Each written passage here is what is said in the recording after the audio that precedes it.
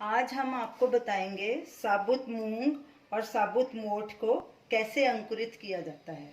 हमने 2 टेबलस्पून साबुत मूंग दाल ली है और 2 ही टेबलस्पून साबुत मोठ ली है।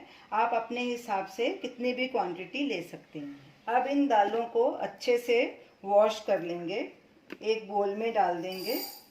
इन दालों को अलग अलग करके भी वॉश किया जा सकता है या इकट्ठा भी किया जा सकता है। आप दालों को अच्छे से वॉश कर लेंगे, इसमें पानी डालेंगे और ऐसे हाथ से अच्छे से मसल के इसे वॉश कर लेंगे ताकि जो इसमें कचरा है वो निकल जाए। अब इसे छान लेंगे।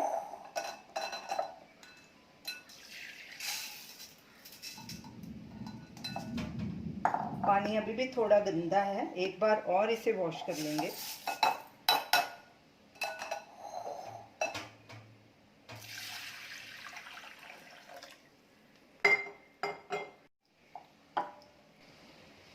अब एक बार फिर इसे वॉश कर लेंगे अच्छे से मसल के।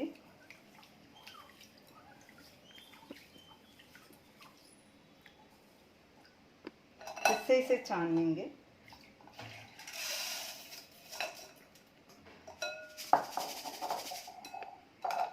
ये पानी फेंक देंगे इसका।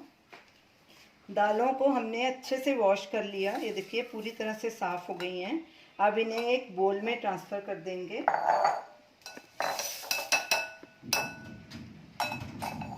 और अब इसमें खूब सारा पानी डालेंगे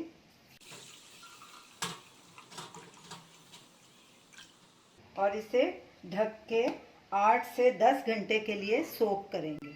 दालों को पीने वाले पानी में ही सोक करें। अगर आपको दिन में स्प्राउट्स चाहिए तो आप दालों को दिन में ही भिगोएं। जैसे कि हमने इन्हें 9 बजे सोक किया है और शाम को 6-7 बजे तक सोक होने देंगे। दालों को सोक किए 9-10 घंटे हो गए हैं। ये देखिए ये काफ़ी फूल गई हैं दालें, ये देखिए।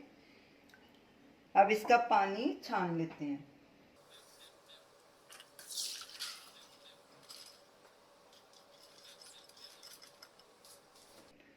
दालों का पानी निकाल दिया है।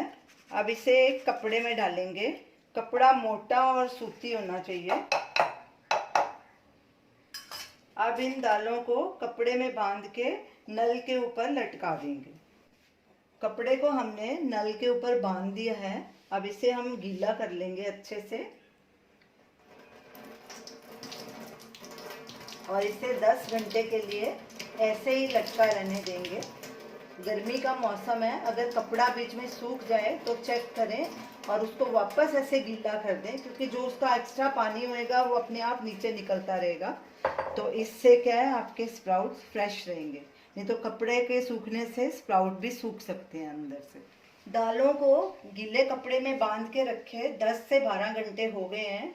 ये देखिए हमारे स्प्राउट्स तैयार हैं। ये देखिए कपड़े में से बाहर दिखाई दे रहे हैं। अब स्प्राउट्स हम निकाल लेते हैं।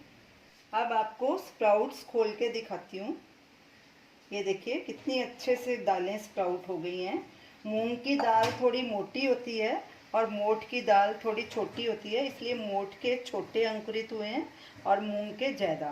काला चना हम इसके साथ नहीं कर रहे क्योंकि उसको बहुत टाइम लगता है दोनों दालों से ज़्यादा।